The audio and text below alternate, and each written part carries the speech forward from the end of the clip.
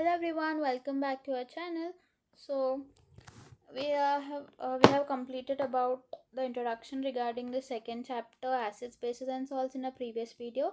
If you haven't watched that, please watch that video.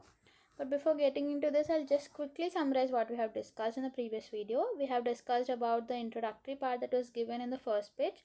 Later we have known about different types of indicators and how the indicators change the color in acidic or basic solutions. With this you can understand from this.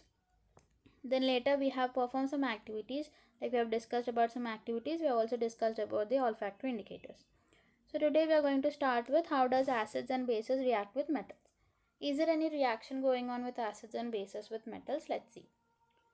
Okay, let's read this activity and understand it clearly. This activity needs a teacher's assistance. Of course, while you're performing, you need a teacher's assistance, but I'm explaining the activity, right? Set up the apparatus as shown in figure 2.1. So when you go to a lab, you just set up the experiment in this way.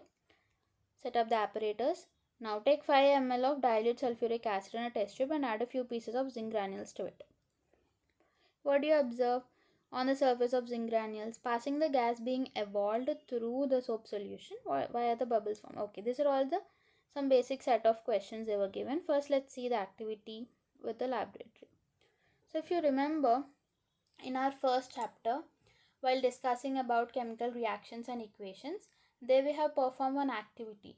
That is, when there is an evolution of a gas, you could say that there is a chemical change occurred, has taken place. We have discussed.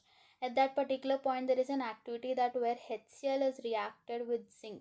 Over there, the evolution of H2 gas is observed. And as there is an evolution of gas, we can conclude that a chemical reaction has taken place. So the same experiment we are performing here also. But here we have taken H2SO4. No problem. What may be the acid? When it reacts with a metal like zinc, iron or something like that, it gives us hydrogen gas. Now, see. This is a stand. This is a test tube. It's a dilute sulfuric acid, zinc granules. You could find the hydrogen gas bubbles, the delivery tube, burning of hydrogen gas with a pop sound, candle, soap bubble filled with hydrogen, and the soap solution. Also beaker, a small disc-like structure. Now, after taking dilute sulfuric acid into a test tube, add some zinc granules to it. After some time, you can observe through the delivery tube the hydrogen gas bubbles pass to the soap solution, and the bubbles that get from the soap solution burn with a pop-up sound indicating hydrogen gas evolution. Reaction of zinc granules with dilute sulfuric acid and testing hydrogen gas by burning. Okay, for now let's go through these questions. Why are bubbles formed in the soap solution? Bubbles are formed due to the formation of H2 gas. Okay, this is done. Take a burning candle near a gas-filled bubble. What do you observe? The hydrogen gas burns with a pop-up sound. Repeat this activity with some more acids like this.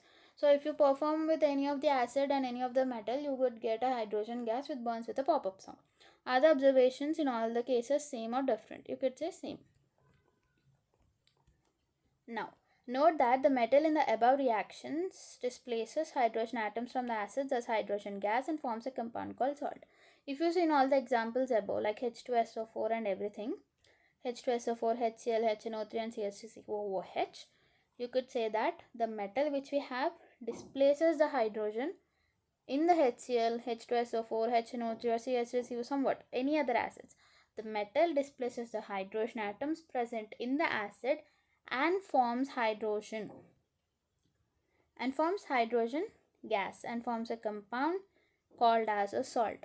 So, when a metal displaces hydrogen atom from any acid and forms a compound called a salt. Okay, so the reaction of a metal with an acid can be summarized as acid plus metal gives rise to salt plus hydrogen gas. How can you say that it is a salt? The salt is formed due to the reaction between an acid and a metal where the metal displaces the hydrogen in the acid and forms a compound, and that compound we call it as a salt. For example, let's take the situation of HCl. When we have HCl here, one second.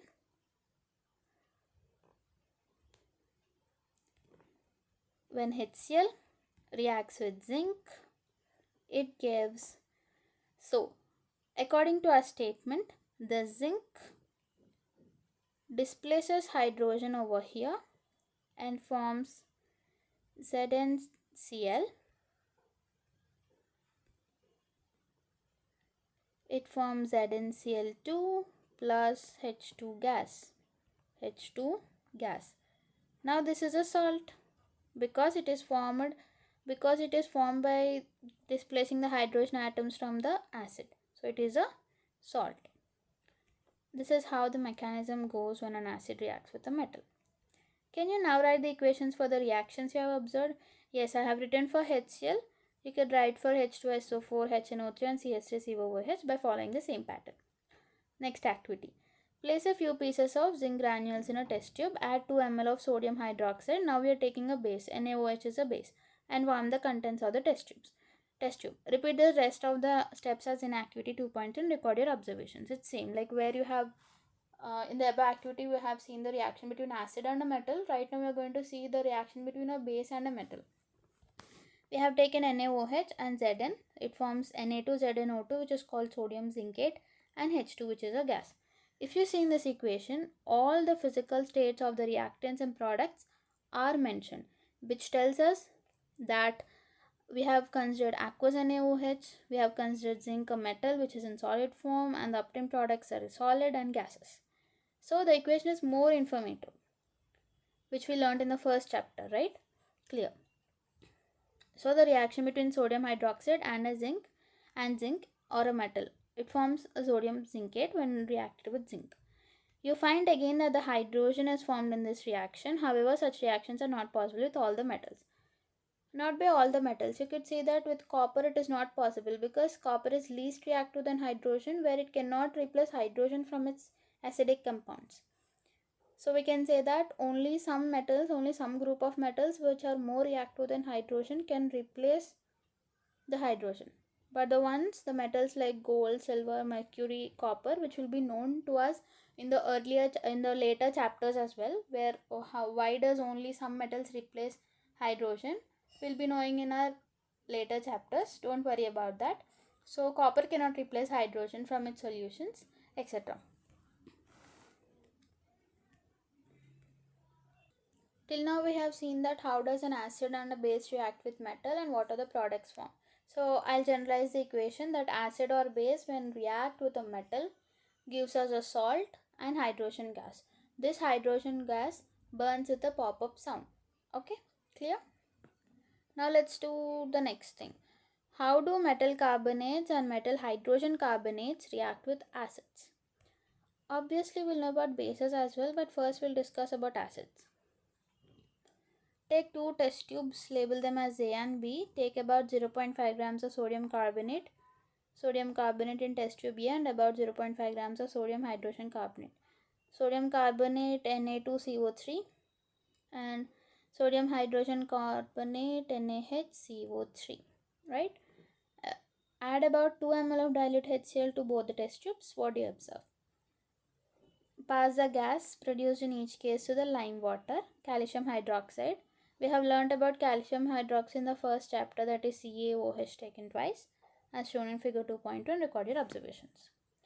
Now let's examine this diagram.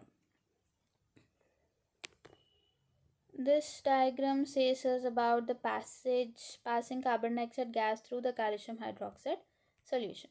Now this is a thistle funnel. The structure is the thistle funnel, which looks like a funnel. This is a stand. This vertical one is a stand. We have a cork over here that is helping to cover the test tube.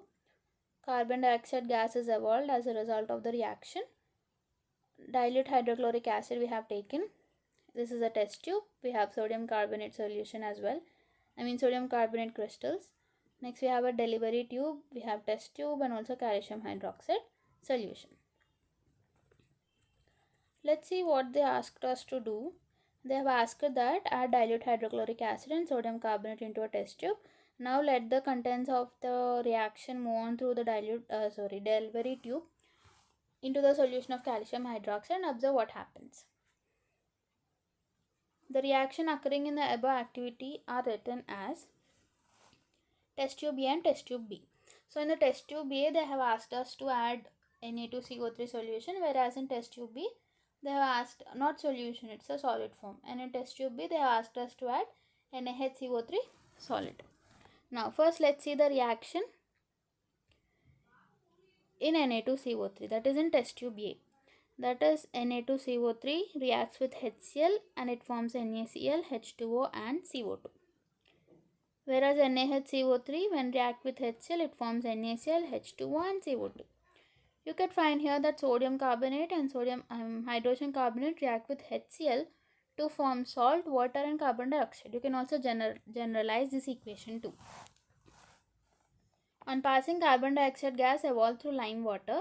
CaO is taken to as aqueous plus CO2 gives rise to CaCO3 plus H2O.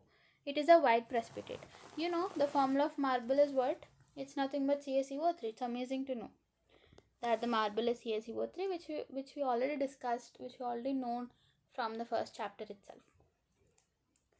These are the reactions that took place in the test tube A and also in test tube B. I hope it's clear for everyone. Let's move to next part. On passing excess amount of carbon dioxide, the following reaction takes place. CaCO3 plus H2O plus CO2 gives rise to CaHCO3 taken twice, which is soluble in water. Limestone, chalk and marble are different forms of calcium carbonate. Limestone, chalk, marble are different forms of calcium carbonate. All the metal carbonates and hydrogen carbonates react with acids to give a corresponding salt, carbon dioxide and water. Thus the reaction can be summarized as metal carbonate plus metal hydrogen carbonate plus acid gives rise to salt, carbon dioxide and water. This is what we have discussed actually by these experiments. So what are the different forms of calcium carbonate? Lime, limestone, chalk and also marble are the different types of calcium carbonate. So this is about this video. In this video we have discussed about the chemical properties of acids and bases. Firstly, we have discussed that how do acids and bases react with metals. When they react with metals, they gives rise to salt and hydrogen gas. Coming to the next part, in that we have discussed how do acids and bases react with metal carbonates and metal hydrogen carbonates. They react with acids or bases to form salt, water and also CO2. So in our next video, we are going to start with how do acids and bases react with each other. Thank you for watching.